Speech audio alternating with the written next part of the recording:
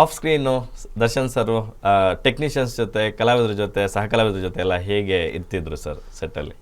ತುಂಬ ಅಂದರೆ ಅವ್ರದ್ದು ಶೂಟಿಂಗ್ ಮುಗಿದ ಮೇಲೆ ಒಂದು 10-15 ನಿಮಿಷ ಟೈಮ್ ಅಂದರೆ ಸರ್ಗೆ ಮುಗಿತಾ ನಂದು ಅಥವಾ ಇನ್ನೂ ಏನಾರು ಮಾಡಬೇಕಾ ತೊಗೋಬೇಕಾ ಇನ್ನೂ ಬ್ಯಾಲೆನ್ಸ್ ಇದೆಯಾ ಇನ್ನೊಂದು 2 ಸತಿ ಯೋಚನೆ. ಯಾಕೆಂದರೆ ನಾನು ಹೋದ್ಮೇಲೆ ಮತ್ತೆ ಬರೋಕ್ಕೆ ಬೆಳಗ್ಗೆನೇ ಬರೋದು ಈ ಥರ ಕಾರಣಕ್ಕೋಸ್ಕರ, ಬೇರೆ ಯಾವುದೇ ಕಾರಣ ಅಲ್ಲ. ಅಕಸ್ಮಾತ್ ಹೋದರೆ ಮತ್ತೆ ಕರೆಕ್ಕೆ ಇವರು ಸ್ವಲ್ಪ ಸಂಕೋಚ ಬೀಳ್ತಾರೆ ಅನ್ನೋ ಕಾರಣಕ್ಕೆ ನಾನು ಮುಗಿತಾ ಹಾಗೆ ಅಂದ್ಕೊಂಡು ಹೋಗೋರು.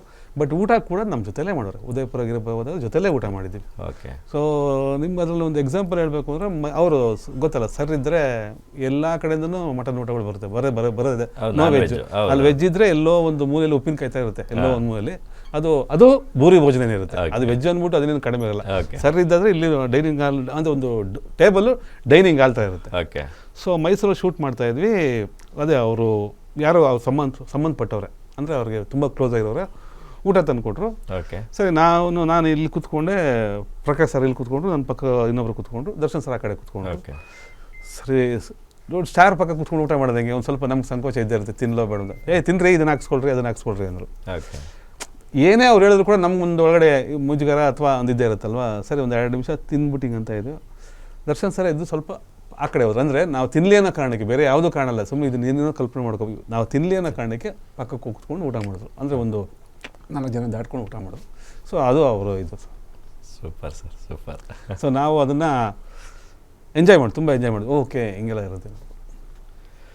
ದರ್ಶನ್ ಅವರ ಪರ್ಸ್ನಲ್ ಲೈಫಲ್ಲಿ ಸಾಕಷ್ಟು ಏರಿಳಿತಗಳಾಗ್ತಿತ್ತು, ಈಗ ಎಲ್ಲರಿಗೂ ಗೊತ್ತಿರುವಂಥ ವಿಚಾರನೇ ಅದು. ಇನ್ ಬಿಟ್ವೀನ್ ಬಂದು ಸಿನಿಮಾನ ಕಂಪ್ಲೀಟ್ ಮಾಡಿಕೊಟ್ರು. ಈ ಸಿನಿಮಾ ಎಲ್ಲ ಒಂದು ಕಡೆ ಕಂಪ್ಲೀಟ್ ಆಗುತ್ತೋ ಇಲ್ಲೋ ಅಂತಕ್ಕಂಥ ಒಂದು ಸಂದೇಹ ಎಲ್ಲರಲ್ಲೂ ಯಕ್ಷ ಪ್ರಶ್ನೆಯಾಗಿ ಕಾಡ್ತಾ ಇತ್ತು. ದೇವ್ರ ದಯೆಯಿಂದ ನೀಟಾಗಿ ಕಂಪ್ಲೀಟ್ ಆಯಿತು.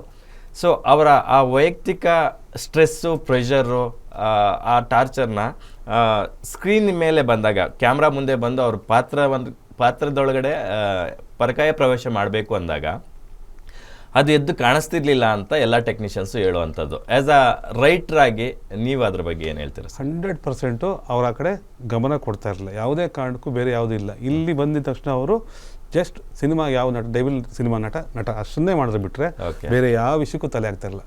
ಸೊ ನೀವು ನೋಡಿ, ಅದು ಸುಧಾಕರ್ ಸರ್ ಆಲ್ರೆಡಿ ಹೇಳಿರಬೇಕು ಒಂದ್ಸತಿ 24 hours ಮಾಡೋರು ಅಂತ. ಆ್ಯಕ್ಚುಲಿ ಅದು ಮೇ ಬಿ ಅವ್ರು ಕನ್ಫ್ಯೂಸ್ ಇರ್ಬೋದು ಅಥವಾ ನನ್ನ ಕನ್ಫ್ಯೂಸ್. 2 days ಸತತವಾಗಿ 24 hours ಮಾಡಿರೋದು.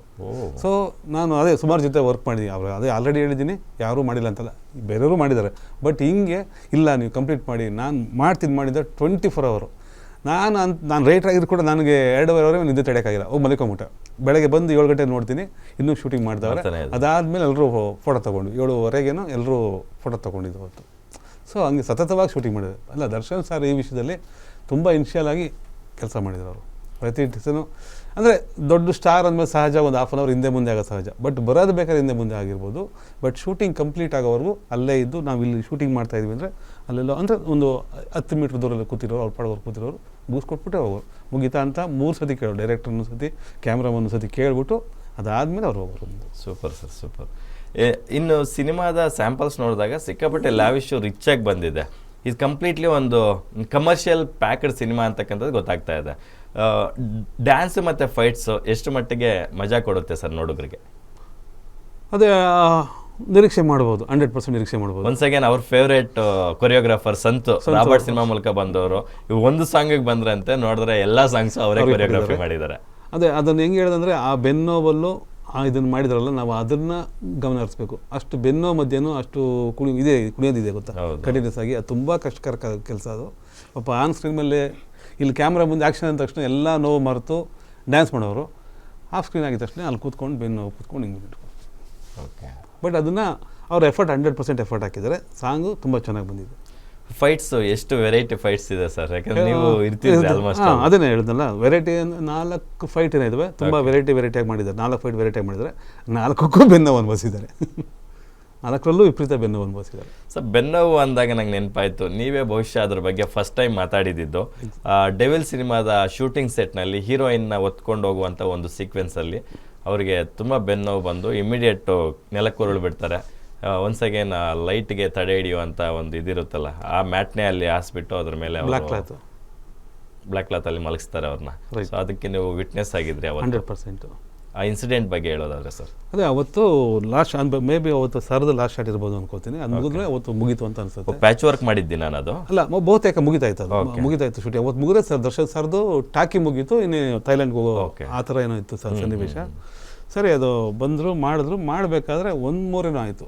ಅದಾದಮೇಲೆ ಆ ಹುಡುಗಿನ ಎತ್ಕೊಂಡು ಮೂವ್ ಆಗಬೇಕಾಗಿತ್ತು. ಟಕ್ಕನ ಪಾಪ ಅವ್ರಿಗೆ ತಡೆಯೋಕ್ಕಾಗಿಲ್ಲ, ನಾವು ಇಮ್ಮಿಡಿಯೇಟಾಗಿ ಇಟ್ಕೊಂಡ್ರು. ಆಮೇಲೆ ಆ ಹುಡುಗಿನ ಅದೇ ಕೆಳಕ್ಕೆ ಹಾಕೊಂಡಿದ್ವಲ್ಲ, ಮೆಲ್ಲಗೆ ಆ ಹುಡುಗಿನ ಇಳಿಸಿ ಆ ಹುಡುಗಿಗೆ ಏಟಾಗಬಾರ್ದು ಕಾರಣ ತಿರ್ಗಿ ಆಮೇಲೆ ಕೆಳಕ್ಕೆ ಹಾಕ್ಬಿಟ್ಟು ರಪ್ ಅಂತ ಮಲಿಕೊಂಡ್ರು. ಸೊ ಇದು ನಾವು ಕಣ್ಯಾಗ ನೋಡಿದ್ದು. ಬಟ್ ಅದು ಫುಟೇಜ್ ಎಲ್ಲ ಇದೆ, ಅದಕ್ಕೆ ಆಲ್ರೆಡಿ ವೈರಲ್ ಆಯಿತು. ಸೊ ಅವಾಗ ನಾನು ಸ್ವಲ್ಪ ಫೇಮಸ್ ಆದೆ.